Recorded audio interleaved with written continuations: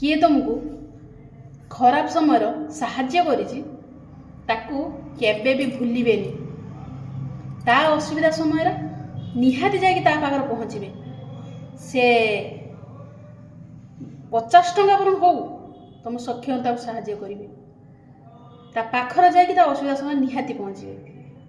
यहीटा कहती मनीष पणिया।